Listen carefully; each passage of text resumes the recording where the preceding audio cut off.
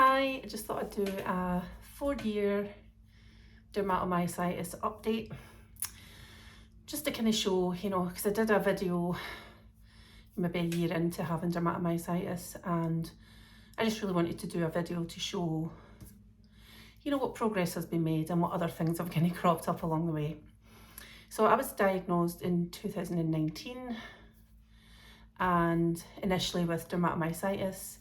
I started off on 40 milligrams of prednisolone, and we tried mycophenolate not long after,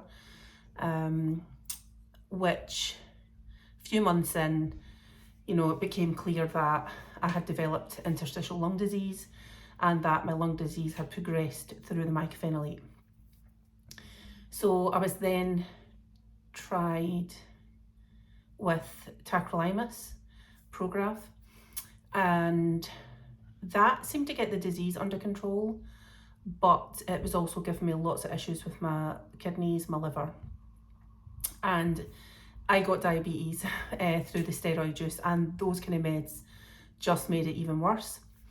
So because I had then had established lung disease, I was started on rituximab infusions, which is a bit like chemo, and those kind of really helped a lot. The lung disease got stable, and my muscles, my skin. So I had started off with the rash around the eyes and the shawl rash. I had mechanic's hand, the Gottron papules. Those kind of all eased up quite a bit with rituximab. So I had quite a few rituximabs. You get it one day, and then 2 weeks later you get your second dose, and then 6 months later that gets repeated. So I did that, I think maybe three rounds of that, which really did help. But like I said, I got lung disease as a complication, and I got diabetes as a complication of the medication. Diabetes has been fun because, like I said, because it's not a straightforward case, it's been really difficult to get under control. At one point I could barely see, like I really thought I was going to go blind. I've had the whole issues with my feet splitting and bleeding, and it's not been pleasant. It's been such a tricky situation trying to control the bloods, because either, I'll take some medication and then I'll start taking hypos. So, but if I don't take the medication, my bloods would be too high. So it was just really difficult. And at one point recently, I thought I just can't, I've had enough of it. I can't really deal with it. Mental health kind of took a little dive. So I kind of blurted all this out to the nurse, who then referred me to diabetes clinic, because they just really didn't know what to do with me. But the recommendation there was that I start on a new drug. I know it as Jardiance, but it has another name. So I've been taking it for a couple of weeks, and the good thing is I have started to lose a little bit of weight with it. I mean, it makes you pee constantly. To be honest, I'm not really sure what it's doing to my bloods. My bloods are still, when I'm checking them, they're still at like 10 point and 12 point and stuff. So I'm not really sure what they're doing with my bloods, but they will recheck my bloods again in June. So we'll see then what's kind of been happening there. Lung disease. The lungs are actually really causing me a bit of bother. I'm noticing more and more that it's limiting me quite a bit. Just doing simple things. Anything over my body weight makes me breathless. So if I was to carry even an empty cardboard box, it's just a struggle. I'm not on oxygen or anything, and I really would like to keep it that way as much as possible. So I try and avoid being around like my nephews and stuff if they have a cold, because the lungs, that's the thing with lung disease, the interstitial lung disease, is that the scarring that you have in your lungs will never get better. It's scarring. So I can only try and hopefully not let the lung disease progress. So like I said, I got taken, so the tacrolimus was causing me a whole lot of issues. To one point, they were phoning me up and saying your kidney function is so low, and I keep getting anemic to the point where I thought they were going to have to give me a blood transfusion. Instead I got iron infusions over a few weeks up at the hospital, and I'm now on iron tablets because they can't figure out why I'm anemic. I've had the camera down the throat, the biopsies, because they thought it could have been celiac or like Crohn's or something like that, but they all came back fine, so that's good. But from what I've done a bit of reading, I mean, you can be anemic just with all these heavy meds that you're on. And I also seen somewhere as well, don't quote me on this, I just seen it, but that omeprazole can actually stop your body absorbing nutrients like iron, so something to look into. But like I said, this is just something I've seen, probably on a TikTok or something, but I need to look into it. And I take omeprazole. So because of all the meds, you're pretty much, when you're diagnosed, you're given omeprazole to help your stomach cope with the meds, and you're also given the big calcium and vitamin type pills. But at one point I had too much calcium, so they stopped those as well. But that's to protect your bones because of all the steroids and stuff. So like I said, tacrolimus, I was not doing well with that at all, so they've put me back on mycophenolate to see if maybe first time round my lung just progressed through it because my body just wasn't ready yet to, fight. So put me back on mycophenolate. It's a lower dose than before, but I have just been to the hospital today, and there's some signs of like mechanic hands coming back, and I've been having problems with my joints, and my lungs have just been really struggling. But the good thing is my consultant did show me a graph of my recent lung function tests, and it's the first time I've actually seen these, but prior, like all the past ones, he said, look, these were really low, but your last one in January is jumped right up. So that was good to know, but I definitely still feel like there's something up with my lungs.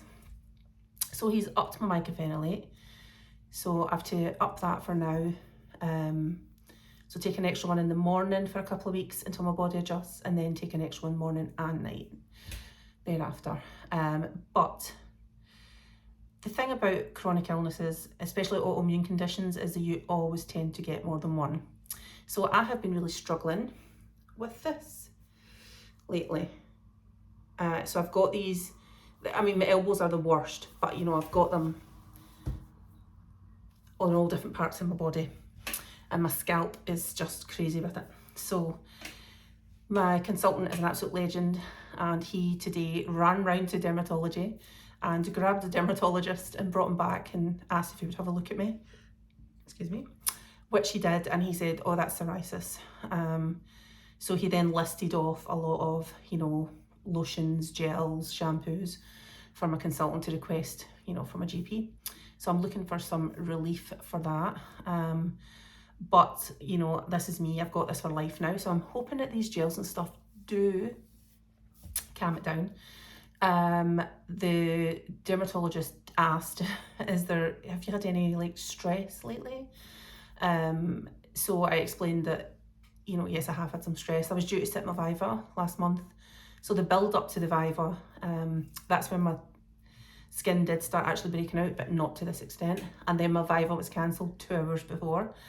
And then my second Viva, which was supposed to be on Tuesday, that had been cancelled as well. So, but I feel like I'm over the stress of that now. But at the time there was a lot of build up, a lot of stress. And I've got other things going on in my life that are also quite stressful. My mum has dementia, which can be quite challenging. It can be quite draining, because I try and get out of the house as much as possible. But in doing that, I haven't had much time for myself, which I'm starting to try and make that happen, because with chronic illnesses, stress is a great, it's going to flare. So I'm trying to make a conscious effort to be more positive again, to be more focused and not, get caught up in stress and emotional stress. And I've got things going on with my kids as well, and my daughter's recently just been diagnosed with Hashimoto's, and she is just getting allergic to absolutely everything she eats, and it's causing her a great deal of stress. She's also autistic, and she has so she's having struggles with even just being out the house and having to go to all these doctor's appointments and hospital appointments, especially with her germs, like she's germaphobe, and so it's a really stressful time. And you know, I'll always be there for her, but there's no getting away from the fact that it is stressful. You know, when your daughter's messaging you and telling you that she's suicidal, there's a lot going on, and just with other members of my family as well. So, you know, as a mother, you take all this stuff on, which sometimes can leave little room for you to focus on yourself. So I'm trying to get better at that. And I did speak to my sister and I did say, you know, how I explained, look, it is really quite draining. So last weekend and this weekend, she's actually taken my mum away to her caravan for the weekend. So it means, you know, I was able to chill last weekend and I will definitely chill this weekend again. I'm going to take my daughter out on Sunday. She's going to get a new tattoo, which, you know, I'm looking forward to that. So it's good, but with my mum not being here, it means I also don't have to go take my nephews and my mum out for the day on Saturday, which, you know, I like to do, but it can all catch up with you when you're not feeling great. So I'm definitely feeling much more positive. You know, when I look back at being diagnosed 4 years ago, it was brutal. You know, I didn't know a lot about the disease, and you know, I was very, you know, lots of pain, the muscle weakness, not being able to even sit yourself up in bed and stuff. So it's good to have that side of things under control. There's no getting away from the fact I hate being on all this medication, but you know, I've heard from people on Instagram who, you know, who refuses to take the prednisolone but can barely walk. And I'm like, well, when you balance it up, I would rather be able to walk and function a bit better. I feel like once I get the psoriasis under control, hopefully I get it under control, I will feel a lot better. And it just makes me feel a bit more hopeful for, you know, getting back into work. Because at the minute, so I was lecturing, I was doing my PhD, I was working on various research projects and teaching and stuff at uni. That all had to stop when I got ill in 2019. Well, actually in 2018, it all had to stop. In 2019, got diagnosed, so I have not returned to work since then. I have managed to submit my PhD, so it's just waiting on the Viva, but I'm kind of in that benefits trap at the minute where I receive, you know, PIP, personal independence payments, and which is great. It means I'm able to get a car, you know, that it's suited and can be adapted, and that's all great, but I am not ready to jump in and get a job at the minute until everything has been stable for a long time, because if I then go and get a job and it's too stressful or it's causing me too much, you know, I still get fatigue and there is still muscle weakness there, it's just not as bad as before, then I don't want to set myself back by thinking, oh great, I'm going to go out and work and get back into the swing of things and then find that actually it's, you know, the stress is making me flare, or the physical side of things is just making me flare.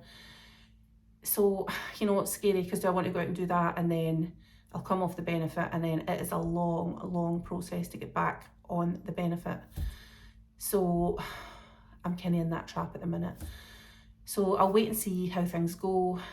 If the increased mycophenolate and all this stuff for the psoriasis helps, then who knows. But I think my first goal has just got to be sitting the Viva, you know, getting the Viva out of the way, becoming doctor, and then taking it from there.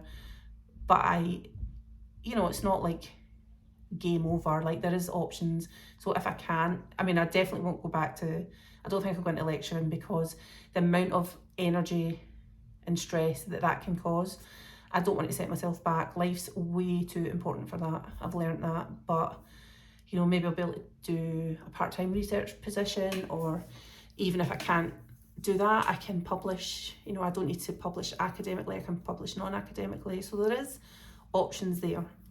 But I'm feeling much more positive that 4 years on, you know, still haven't got everything completely under control. I'm still on 5 milligrams of prednisolone a day, but it's great that I managed to get down from 40. You know, I've had to go up and down a few times over the past 4 years, but I'm sitting stable at 5 milligrams at the minute. This, I was supposed to be talking about reducing them to 2.5, but that's kind of off the table just now, just because everything's kind of flaring up a bit. But so maybe next time. But yeah, that's my 4-year update.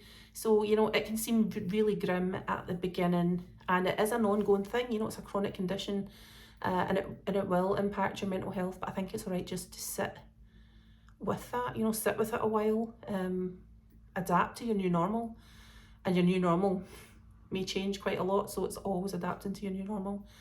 But you know, your life isn't over. It's just changed forever. But I hope this was helpful. If you have any questions, feel free to comment. I'll be happy to answer. And whatever you do today, I hope you get to spend your spoons on something fun.